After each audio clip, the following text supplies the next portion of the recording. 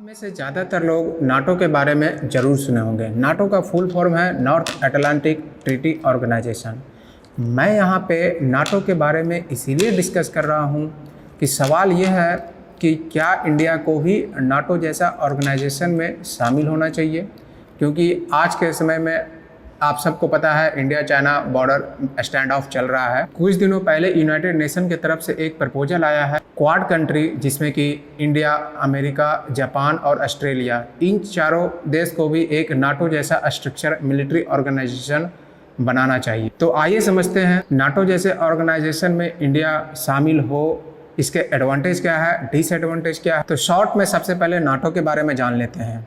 The full form of NATO is North Atlantic Treaty Organization. It is an intergovernmental military alliance and इसका headquarter है Brussels, जो कि Belgium की capital है। 1945 में सेकेंड वर्ल्ड वॉर खत्म होने के बाद एक treaty of Brussels, United Kingdom, Netherlands, Belgium, France, Luxembourg, ये सब कंट्री ने एक ट्रीटी 1948 में बनाया। लेटर 1949 में इसका नाम चेंज करके नाटो कर दिया गया, और इसके नेम चेंज करने के बाद यूनाइटेड नेशन, कनाडा, इटली, पुर्तगाल, डेनमार्क, नॉर्वे, आइसलैंड, ये सब जैसे कंट्री भी जुड़ते चले गए। ये आप देखिए नाटो का ऑफिशियल मैप है, कौन कौन सी कंट्री अभी करेंटली में नाटो का मेंबर है, इससे आपको पता चल जाएगा। करेंटली अभी 28 मेंबर है नाटो में। सबसे लेटेस्ट मेंबर अल्बानिया और क्रोएशिया है, जो कि 2009 में ज्वाइन किए थे। इस नाटो ऑर्गेनाइजेशन, जो कि एक बेहतरीन सक्सेसफुल ऑर्गेनाइजेशन कह सकते हैं, क्योंकि नाटो को बनाया गया था उस वक्त यूएसएसआर को काउंटर करने के लिए, और ये इतनी सक्सेसफुल है दोस्तों कि आप समझ सकते हैं कि जब से ये ऑर्गेनाइजेशन बना है, इसके कोई भी मेंबर पे कभी भी यूएसएसआर या कोई भी कंट्री आज तक अटैक नहीं किया है। इसके पीछे रीजन है आर्टिकल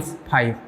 आर्टिकल 5 इस ऑर्गेनाइजेशन का कहता है दोस्तों कि अगर आप किसी भी एक कंट्री पे अटैक करते हैं तो ये माना जाएगा कि आप टोटल 28 मेंबर पे आप अटैक किए हैं, और टोटल 28 मेंबर जो है वो उस वार में ऑटोमेटिक इन्वॉल्व हो जाएगा। इसी वजह से कोई भी कंट्री इस 28 कंट्री पे अटैक करने से पहले 10 बार सोचती है। रिसेंटली यूएस के तरफ से भी एक ऐसा ऑफर आया है कि अभी जो क्वाड कोर का मेंबर है, इंडिया, अमेरिका, जापान और ऑस्ट्रेलिया, इस चारों मेंबर को भी एक ऐसा ही पैक्ट साइन करना चाहिए जहां पे किसी पे भी अटैक हो तो माना जाएगा कि चारों पे अटैक हुआ है। और ये सारा इवेंट इसीलिए हुआ क्योंकि इंडिया चाइना स्टैंड ऑफ बड़ा ही लंबे दिनों से चलता आ रहा है। मई के महीने से ही शुरू हुआ और अभी तक लगातार चलता ही जा रहा है। ऑब्वियस सी बात है दोस्तों, इससे चाइना बहुत ही चिढ़ गया। चाइना का एक ऑफिशियल अखबार है ग्लोबल टाइम्स, जो कि चाइनीज़ गवर्नमेंट के अधीन काम करती है। उसके माध्यम से चाइनीज़ गवर्नमेंट ने तुरंत अपना मैसेज एजेंडा बताया कि ये फेल हो जाएगा, ये रणनीति इंडिया को नहीं ज्वाइन करना चाहिए। तो मेन सवाल है दोस्तों, क्या इंडिया को ऐसे ऑर्गेनाइजेशन में इन्वॉल्व होना चाहिए? इसके कुछ एडवांटेज है और इसके कुछ डिसएडवांटेज भी है। इस क्वाड मेंबर के सबसे इंपॉर्टेंट राष्ट्र हैं यूनाइटेड स्टेट। तो सबसे पहले यूनाइटेड स्टेट, जो कि और भी कंट्री से डिफेंस पैक्ट किए हुए हैं।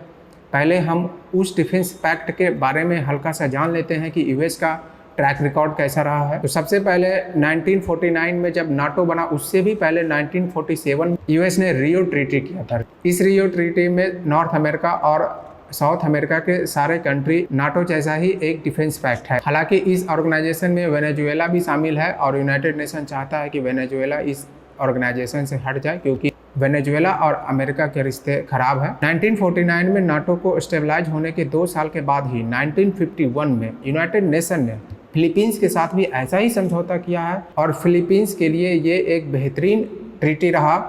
1951 के बाद से आज तक फिलीपींस पे कोई भी कंट्री अटैक नहीं किया है, जबकि उसका दुश्मन भी चाइना है। यूनाइटेड नेशन का इसके अलावा जापान के साथ और साउथ कोरिया के साथ भी ऐसा ही डिफेंस पैक्ट है। 1951 में जापान के साथ यूनाइटेड नेशन ने एक ट्रीटी किया था, और जापान का टोटल डिफेंस का जिम्मा यूनाइटेड नेशन ने ले लिया। इसी तरह 1953 में भी साउथ कोरिया और यूनाइटेड नेशन के साथ एक डिफेंस पैक्ट हुआ। इसमें भी साउथ कोरिया का डिफेंस का पूरा जिम्मा यूनाइटेड स्टेट ने ले लिया। तो आपके मन में आ रहा होगा दोस्तों, यूनाइटेड स्टेट इतनी सारी ट्रीटी और इतने सारे कंट्री का प्रोटेक्शन कैसे कर लेती? तो ऑब्वियस सी बात है दोस्तों, यूनाइटेड स्टेट का डिफेंस बजट है, आप देख सकते हैं, $17 बिलियन है, जबकि चाइना का $732 बिलियन है, और इंडिया का थर्ड पे $71 बिलियन।